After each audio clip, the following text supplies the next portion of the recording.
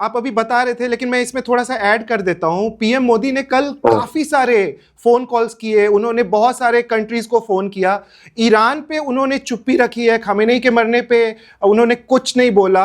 इसको लेकर के बहुत सारी प्रतिक्रियाएं हैं, और लोग भी, भारतीय लोग भी समझना चाहते हैं कि भारत ने एक साइड अब चुन लिया है क्या, या पीएम मोदी ने एक साइड चुन लिया है? देखो साहब, हमको चुननी चाहिए भारत की साइड। जी भारत के हित में इस वक्त क्या है कि ये लड़ाई जल्द से जल्द बंद हो। जी तेल की कीमतें $100 प्रति बैरल के आसपास पहुंच रही, जी ठीक है। तो ये लड़ाई जल्द से जल्द बंद होनी चाहिए, नहीं तो हमारी इकोनॉमी को नुकसान होगा। दुबई में, अबू धाबी में अभी होके आया था मैं पिछले साल। जी। वहां पे कितने सारे भारतीय बिजनेसेस हैं, ये हैं वो हैं, ये सब है वहां पे। उनको नुकसान हो रहा है। 9 मिलियन भारतीय, प्रवासी भारतीय वहां पे हैं, रिमिटेंसेस भेजते हैं, उनका नुकसान हो रहा है। अब आप फैन क्लब ज्वाइन कर लो कि साहब हमको तो डोनाल्ड ट्रंप साहब बहुत पसंद हैं, वो बड़ा अच्छा कर रहे हैं भारत के प्रति। 50% बड़ी टैरिफ लगाया। बांग्लादेश में कलर्ड रेवोल्यूशन, नेपाल में कलर्ड रेवोल्यूशन, श्रीलंका में कलर्ड रेवोल्यूशन, $1 अरब हमारे खा लिए। और 100 इंजन देने थे GE 404 लड़ाके के लिए हमारे तेजस, जी 2 दिए थे अभी तक। जी यानी पीठ में छुरी घोंपे तो इससे इससे बढ़िया छुरी कौन घोंप सकता है। और बकवास सुन लो पूरा, defining partnership of the 21st century. अरे साहब, जी। जिस तरह आपने विश्वासघात किया है, ये जख्म हील होने में कई साल लग जाएंगे। लेकिन भारत में कुछ ऐसे लोग हैं जो कह रहे हैं कि लेट जाओ अमेरिका के सामने, साष्टांग दंडवत कर दो, वो नया कॉलोनियल मास्टर है। 200 साल तो आप अंग्रेजों के गुलाम रहे, अब आप अमेरिका के गुलाम बन जाओ। साहब, आपकी बेहतरी इसमें है, तुम्हारी लेकिन ऐसी की तैसी। जीडी साहब, आपकी बातें बहुत सारे लोगों को पसंद नहीं आ रही होंगी, जैसे आप बोल रहे हो फैन क्लब की ना बातें। आए तो मैं क्या करूं? देखिए, मैं 75 साल का हो गया हूं। जी अच्छा लगे तो लगे, ना आए तो मैं क्या करूं? मैं देश हित में जो मेरे को लगता है, मैं लड़ाई लड़ा हूं इस देश के लिए, एक हाँ नहीं 5 बार। जी ठीक है साहब, मेरे को जी मत सिखाइए राष्ट्रभक्ति क्या होती है, जी। देशभक्ति क्या होती है।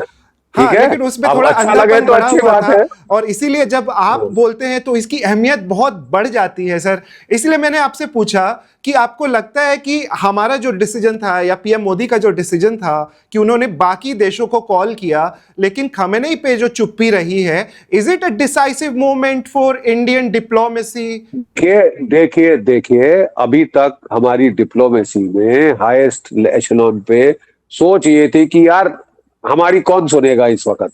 जी दोनों तरफ आंखों में खून उतरा हुआ है। जी। आप बोलो मत लड़ो, कोई सुनेगा नहीं। तो हम वही कर रहे थे कि जो हमको करना चाहिए कि भाई भारतीय मूल के लोगों को तो निकाल लें, जिनकी ऐसी तैसी हो गई है जी उनको बचा दें, तो उस पर प्राथमिकता दे रहे थे। जी। ठीक है, लेकिन अब समय गया है कि हमारा नुकसान शुरू हो गया। जितनी भी दोस्ती हमारी इजराइल के साथ हो, जितने भी हम अच्छे रिश्ते अमेरिका के साथ करना चाहें, जी इस वक्त आपको ठीक पेट में लात पड़ रही है। जी जितना देर ये युद्ध चलेगा, हमारा इकोनॉमिक, आर्थिक नुकसान होगा। ठीक है जी साहब, जी। ये हमारे हित में तो नहीं है। सर, यही सवाल अब पूरी जनता जानना चाहती है कि अब ये युद्ध कितना लंबा चलेगा, क्योंकि जब खमेनेई को पहले ही दिन मार दिया गया तो ऐसा लग रहा था कि ईरान सरेंडर करेगा, लेकिन जिस प्रकार से उन्होंने अटैक शुरू किया, इजराइल में भी 10 लोग मारे गए, और पता नहीं अब कौन कौन से मिसाइलें वो इस्तेमाल कर रहे हैं। अगर आप थोड़ा समझा सके कि ईरान अभी कितना मजबूत है अमेरिका के सामने, और कितनी लंबी ये लड़ाई चल सकती है सर। देखिए साहब, मैं आपको एक चीज साफ कर दूं। जी ईरान अकेला अमेरिका और इजराइल के खिलाफ वो जीत नहीं सकता। जी उसका शुरू से स्ट्रेटजी रही है, हम तो डूबेंगे सनम, तुमको ले डूबेंगे। वो इकोनॉमिक वॉरफेयर कर रहे हैं, जिसके चलते उन्होंने स्ट्रेट्स ऑफ हॉर्मुज को बंद कर दिया है। अरामको की रिफाइनरी सऊदी अरेबिया में हिट कर दी है। जी नेचुरल गैस प्रोडक्शन क्वातार में हिट करी है। अब आपकी कीमतें चढ़नी शुरू होगी। तो जी हमको फैसला करना होगा कि हमारी डोनाल्ड ट्रंप की मोहब्बत हमें कहां तक ले जाएगी। जी ठीक है ना साहब। अब हमको जी अपने राष्ट्र हितों को प्राथमिकता देनी होगी। आप जी समझिए कि आप एक देश हैं जिसके इजराइल से बहुत अच्छे रिश्ते हैं जी और ईरान से भी ठीक रिश्ते थे अभी तक। जी ठीक है, सारे गल्फ के देशों से अच्छे रिश्ते हैं, खासकर यूएई से, जी खासकर यूएई से। वो अपना टॉप अवार्ड इन्होंने कितने सारे देशों ने मिडिल ईस्ट में आपको दिया हुआ है। जी आपकी दोनों साइड ठीक है।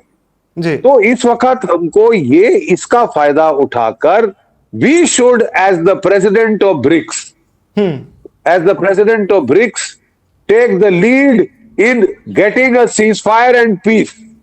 जी हमारा हित देखें, लेकिन तेल की ऐसा कीमत बढ़ेगी, आपका फायदा होगा। तुम जितने गान कर लो यशगान डोनाल्ड ट्रंप के, अबे मरा दिया उसने, 50% टैरिफ लगाया था, अभी जी हटाया तो सुप्रीम कोर्ट ने उसको लगा दी है वहां फटकार। ठीक है, जी तो आप सब अपना हित देखिए ना, हमारी रोटी कहां पे उस पे मक्खन लगा, ये देख जी लीजिए साहब, फिर फैसला करिए। हमारी तरफ से एक सैनिक की किताब में the nation comes first always and every time, Bharat ji का हित कहां है कि ये लड़ाई जल्द से जल्द बंद हो। डोनाल्ड ट्रंप कह रहे हैं कि ये तो 4-5 हफ्ते चलेगी, मैं जी और भी लंबा लड़ने को तैयार हूं। भारत जाता है भाड़ में तो जाए भाड़ में, मेरा क्या जाता है। जी ये रवैया है ना साहब। जी भारत की इकोनॉमी जाए भाड़ में, मेरी इकोनॉमी ठीक है, मैं तो बहुत दूर हूं इसराइल से, ईरान से, ईरान के मिसाइल अभी तक मेरे पास नहीं पहुंच सकते। ठीक है, भारत का नुकसान हो तो हो, अरब मुल्कों का नुकसान हो तो हो, जी मैं तो साहब लड़ते जाऊंगा। क्योंकि मेरे को जब मेरा लड़ने का टाइम था वियतनाम में, तो मैं बीमार बन गया था, हैं, डॉज कर दिया था, वो ड्राफ्ट को डॉज किया था। जी अब 80 साल पे लड़ने का बड़ा शौक आ गया है। 1 2 3 4 5 6 जो देखो मुल्क पे आप हमला जी किए जा रहे हैं। वेनेजुएला पे हमला नहीं किया, ये अब ईरान पे, आप जी क्यूबा की बात कर रहे हैं, आप जी ग्रीनलैंड की बात कर रहे हैं, कनाडा की बात कर रहे हैं। कल परसों आपका कोई भरोसा है कि आप भारत पे चढ़ बैठे। Subscribe to One India and never miss an update. Download the One India app now.